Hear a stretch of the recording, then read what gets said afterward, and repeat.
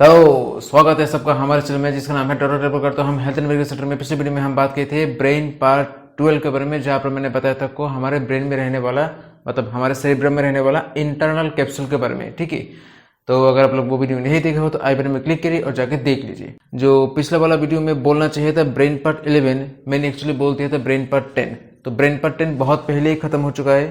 तो internal capsule वाला जो वीडियो है वो है आपका 12 नंबर, और उसके पहले जो वीडियो है वो एक्चुअली होगा 11 नंबर। ठीक है, ब्रेन पार्ट 30 में हम बात करेंगे हमारे एमबीबीएस सिलेबस में जो सबसे ज्यादा हार्ड टॉपिक, ठीक है, बहुत ही टफ है।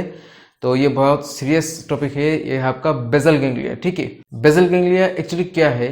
ये हमारा जो पूरा सेरिब्रम है, ठीक है, एक चीज सेरिब्रम कितना है हमारे ब्रेन में? दो है, एक राइट साइड में लेफ्ट साइड में। मैं एक पार्ट कह रहा हूं राइट साइड का। ठीक है, मैं राइट साइड में जैसा जैसा बताऊंगा लेफ्ट साइड में ऐसा वैसा ही है। ठीक है, मैं सिर्फ एक साइड बता रहा हूं, बाकी साइड आप खुद से इमेजिन कर लेना। ठीक है, अब ये बेसल गैंग्लिया बनता कैसा है? बेसल गैंग्लिया बनता है, ये जो हमारा कॉर्टेक्स है, सेरिब्रम या सेरिबेलम जो भी आप बोलते हो, ये जो जाइरस होता है, सल्कस होता है, ये एक तरह का कॉर्टेक्स होता है। ठीक है, कॉर्टेक्स कैसे बनता है? कॉर्टेक्स बनता है आपका ये जो पूरा न्यूरॉन होता है, जो मैंने कहा एकदम बहुत पहले में, ठीक है, न्यूरो एनाटॉमी का सबसे पहला वीडियो में मैंने आपको बताया था कि जो न्यूरॉन होता है, न्यूरॉन का क्या होता है? सेल बॉडी होता है।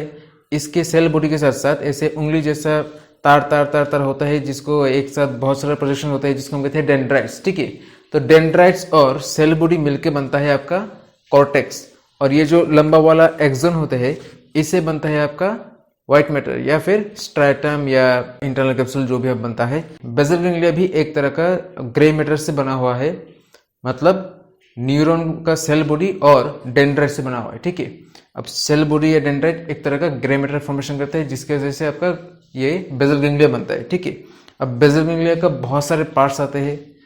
ठीक है, तो इनमें से सबसे पहला पार्ट आता है आपका स्ट्रैटम, फिर आता है आपका क्लोस्ट्रम, तीसरा आता है एमिगडालोइड बॉडी। ठीक है, अब एमिगडालोइड बॉडी हम बाद में बात करेंगे, क्लोस्ट्रम बाद में बात करेंगे, स्ट्रैटम की हम बात करते हैं। ठीक है, तो स्ट्रैटम को हम एक्चुअली कहते हैं कॉर्पस स्ट्रैटम। ठीक है, अब ये कॉर्पस स्ट्रैटम बनता है आपका दो न्यूक्लियस से। ठीक है, एक जो आप फोटो में देख रहे हो कॉडेट न्यूक्लियस। ठीक है, ये जो लंबा वाला हरा कलर का सी ऐसे सी जैसे दिख रहा है, ठीक है, C shaped, A B C D Angrezi का जो लेटर्स आते हैं ए बी सी डी, ये सी शेपेड जो दिख रहे हैं आपको, इसको हम कहते हैं कॉडेट न्यूक्लियस। ठीक है, और कॉडेट न्यूक्लियस के बीच में रहने वाला आपका लेंटिफॉर्म न्यूक्लियस। ठीक है, कॉडेट न्यूक्लियस, लेंटिफॉर्म न्यूक्लियस, ये दोनों मिलकर बनता है आपका कॉर्पस स्ट्रैटम। अब ये जो लेंटिफॉर्म न्यूक्लियस आप देख रहे हो, इसके भी थोड़ा अंदर एक लाल लाल एक गोल गोल चक्के जैसा दिख रहा है, जिसको हम कहते हैं थैलामस।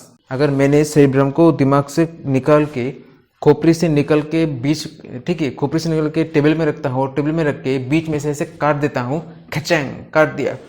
अब काटने के बाद ऊपर से हम अगर देखते हैं, ऊपर से जस्ट सुपीरियर व्यू, क्या दिखाई देगा?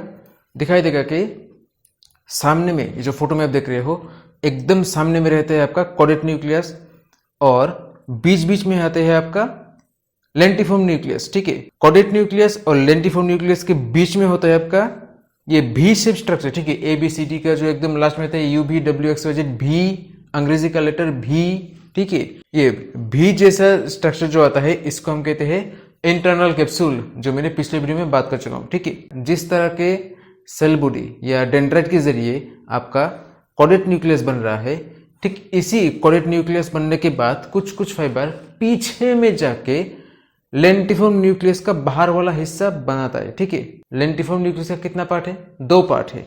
एक बाहर वाला हिस्सा जिसको हम कहते हैं पुटामेन, जो ये हरा कलर का फोटो देख रहे हो। ठीक है, और बाकी है अंदर वाला हिस्सा जिसको हम कहते हैं ग्लोबस पैलिडस। ठीक है, मैं जो अभी भी कहा हूं, कॉडेट न्यूक्लियस बनने के लिए जिस तरह का जाइरस मतलब ग्रे मैटर मतलब न्यूरॉन का सेल बॉडी और डेंड्रॉन यूज होता है, उसी डेंड्रॉन और सेल बॉडी कुछ कुछ कॉन्टिन्यूएशन पीछे में जाके पुटामेन बनाते हैं। ठीक है, अब सबसे ज्यादा कन्फ्यूजन बनता है दो जगह में, एक कॉडेट न्यूक्लियस और लेंटिफॉर्म न्यूक्लियस, दोनों मिलके बनता है आपका कॉर्पस स्ट्रैटम। ठीक है, एक पार्ट खत्म। अब कॉडेट न्यूक्लियस और पुटामेन ये दोनों मिलके बनता है सिर्फ स्ट्राटम। तो ये कॉर्डेट न्यूक्लियस और पुटामेन दोनों को एक साथ हम कहते हैं स्ट्राटम, क्योंकि ये दोनों ही आपका एक ही तरह का जाइरस, मतलब एक ही तरह का डेंड्राइट्स, एक ही तरह का सेल बॉडी मिलके बनता है न्यूरॉन का, ठीक है। अब जब पुटामेन के साथ साथ ग्लोबस पेरिडस भी आ जाता है तो इन दोनों को हम एक साथ कहते हैं लेंटिफॉर्म न्यूक्लियस। अब लेंटिफॉर्म न्यूक्लियस और कॉर्डेट न्यूक्लियस दो जब एक साथ मिल जाते हैं इसको हम कहते हैं कॉर्पस स्ट्रैटम, ठीक है। अगर एग्जाम में आपका जब कन्फ्यूजन होता है तो हमेशा सर्च करना कि ग्लोबस पेरिडस इंक्लूड है या नहीं। अगर ग्लोबस पेरिडस इंक्लूड है तो साथ ही साथ टिक मार्क कर देना कॉर्पस स्ट्रैटम। अगर ग्लोबस पेरिडस इंक्लूड नहीं है तो सिर्फ स्ट्रैटम, आगे पीछे और कुछ मत देखना, सिर्फ और सिर्फ स्ट्रैटम जो है उधर में टिक मार्क कर देना, खत्म। ग्लोबस पेरिडस का एक और नाम है पेलियोस्ट्रैटम, ठीक है। अब ये जो फोटो देख रहे हो ये सी शेप स्ट्रक्चर है आपका कॉर्डेट न्यूक्लियस, जिसका सामने वाला पार्ट को हम कहते हैं हेड, बीच वाला ये पार्ट को हम कहते हैं बॉडी और लास्ट वाला पार्ट को हम कहते हैं टेल, ठीक है। अब जहां पर ये खत्म हो रहा है इस अंगूर जैसा स्ट्रक्चर को हम कहते हैं एमिगडालोइड बॉडी, ठीक है। क्लोस्ट्रम एक्चुअली क्या होता है, ये कुछ ग्रे मैटर से बना हुआ है जो आपका पुटामेन और इंसुलर कॉर्टेक्स के बीच में रहता है, ठीक है। इंसुलर कॉर्टेक्स पुराने वीडियो बात कर चुका हूं, देख सकते हो। इंसुलर कॉर्टेक्स जो होता है ये इंसुलर कॉर्टेक्स पुटामेन से अलग है, बीच में आता है एक दीवार जिसको हम कहते हैं एक्सटर्नल कैप्सूल। जैसे इंटरनल कैप्सूल है ठीक वैसे ही एक्सटर्नल कैप्सूल है, ये भी आपका व्हाइट मैटर से बना हुआ है, ठीक है। तो अब ये इंटरनल कैप्सूल जितना मोटा होता है, जितना थिक होता है, भी स्ट्रेप होता है, इसके अगल बगल सामने पीछे बहुत सारे पार्ट्स होते हैं, ठीक है। ये एक्सटर्नल में इतना ज़्यादा कुछ पार्ट्स नहीं है, बहुत ही पतला चादर जैसा है, बस एक सेपरेट हल्का दीवार बना रहता है, ठीक है, पार्टीशन जैसा।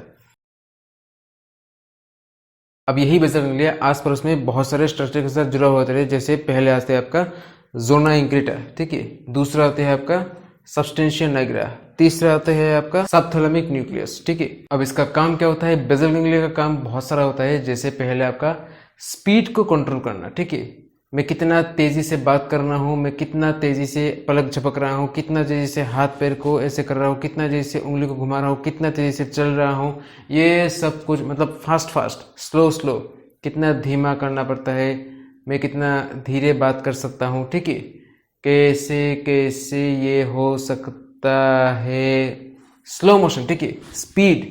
स्पीड को कंट्रोल करता है हमारा बेसल गैंग्लिया, ठीक है। उसी के साथ साथ कोऑर्डिनेटेड मूवमेंट, जैसे मान लो मैं रास्ते से पैदल चल रहा हूँ, अब पैदल चलने के लिए मेरे को हाथ को ऐसे हिलाना पड़ता है, ये भी कंट्रोल करता है बेसल गैंग्लिया। पैरों को एक साथ आगे पीछे करना पड़ता है, ठीक है, एक स्टेप इधर तो उसके बाद फिर से एक स्टेप, इसके बाद फिर से एक स्टेप, ठीक है। तो पैरों का मूवमेंट, हाथ का मूवमेंट, बॉडी का मूवमेंट, तो ये सब कोऑर्डिनेट करता है आपका, कंट्रोल नहीं कोऑर्डिनेट करता है, ठीक है, क्या बेसल गैंग्लिया, ठीक है। और आपका डिसीजन मेकिंग, ठीक है, वैसे डिसीजन मेकिंग करने का, डिसीजन लेने या कुछ चीज़ का करने का जो निर्णय होता है वो लेने का काम होता है किसी और का, जो मैंने पुराने वीडियो बात कर चुका हूँ, देख सकते हो डिसीजन वाला पार्ट कौन काम करता है। अब एक्चुअली ये बेसल गैंग्लिया क्या करता है, ये बॉस होता है, ठीक है। ऊपर में कॉर्टेक्स में कुछ काम हो रहा है मोटर एरिया में, अब मेरे को ये काम करना है, अब वो सिग्नल भेजेगा आपका बेसल गैंग्लिया में। बेसल गैंग्लिया बॉस है, सब कुछ चेक करेगा, कोई कुछ कमी है या कोई कुछ किसी को मॉडिफिकेशन करना पड़ेगा, ये सब करने के बाद ये फिर से आपका सेरिब्रम या सेरिब्रम का कॉर्टेक्स जो होता है इधर में भेज देता है। भेजने के जब मॉडिफिकेशन हो जाता है तो वो अलग से नर्व, इसका अलग सा न्यूरॉन होता है, वो जाके हमारा बॉडी कंट्रोल करता है, ठीक है। एनीवे, तो ये बेसल गैंग्लिया डायरेक्ट कुछ नहीं करता है, वो सब कंट्रोल करता है, कंट्रोल क्वार्टर, ठीक है, हेड क्वार्टर कर सकते हो। फिर आता है मोटिवेशन में भी हिस्सा लेता है। और होता है आपका वर्किंग मेमोरी। वर्किंग मेमोरी क्या है, मुझे ऑफिस जाना है, ऑफिस जाने के बाद मेरे को मेरा जो बैग है, कंधे का बैग को टेबल पे रखना है, बैग से जो सामान उठाना है वो बैग रखना है, रखने के बाद मेरे को कंप्यूटर ऑन करना है, कंप्यूटर काम करना है, फैन का स्विच देना है, लाइट का स्विच देना है, ठीक है। ये सब एक के बाद जो सीक्वेंस, ठीक है, एक के बाद एक जो काम हो रहा है, वो जो सीक्वेंस के बाद मैं कर रहा हूँ वो कौन कर रहा है कंट्रोल, बेसल गैंग्लिया। एग्जाम में सवाल आया है, इसका जवाब मेरे को आता है तो मेरा दिमाग प्रोसेस कर रहा है, मेरा हाथ लिख रहा है, ठीक है, स्लोली लिख रहा है, अगर प्रोसेसिंग स्लो है, प्रोसेसिंग फास्ट है तो बहुत स्पीड में लिख रहा हूँ, ठीक है। ये सब कुछ कंट्रोल करता है बेजल गैंग्लिया, ठीक है। और अगर कुछ याद ही नहीं आ रहा है तो मैं ऐसे कलम उठा के बैठा हूँ, ए बोलना, ए बोलना, दिखाना, ऐसा करता हूँ, ठीक है। अगर प्रोसेसिंग ठीक ठाक से हो रहा है, ठीक है, स्लो हो रहा है तो मैं स्लो लिख रहा हूँ, फास्ट हो रहा है तो मैं फास्ट लिख रहा हूँ, ठीक है। डिपेंड करता है कहीं भी जाने के बाद या घर में रहते हुए या बाहर काम करते हुए, किसी भी तरह का काम करते हुए, जो एक के बाद एक मैं ऑटोमेटिक सीक्वेंस वाइज कर रहा हूँ, ये कंट्रोल कर रहा है हमारा बेजल गैंग्लिया, ठीक है। फिर होता है हमारा विजुअल अट्रैक्शन, ठीक है। कोई चीज़ मैंने देखा, बहुत अच्छा लगा, मुझे इस चीज़ से लगाव हो गया, ठीक है।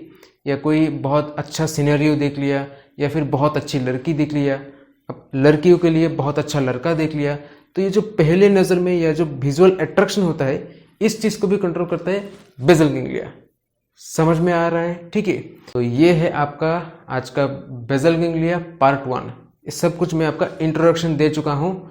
अब नेक्स्ट वीडियो में हम बात करेंगे कौन सा पार्ट कैसे काम करता है, कौन सा पार्ट के साथ दूसरे पार्ट का कैसा लिंक है, क्या क्या नर्व फाइबर्स आता है, इसका क्या क्या काम होता है। तो यही सब कुछ हम बात करेंगे बेजल गैंग्लिया पार्ट 2 में। तो अगर आप लोगों को मेरा वीडियो अच्छा लगता है तो लाइक करो, सब्सक्राइब करो, शेयर करो। फिर मिलेंगे, तब तक के लिए बाय।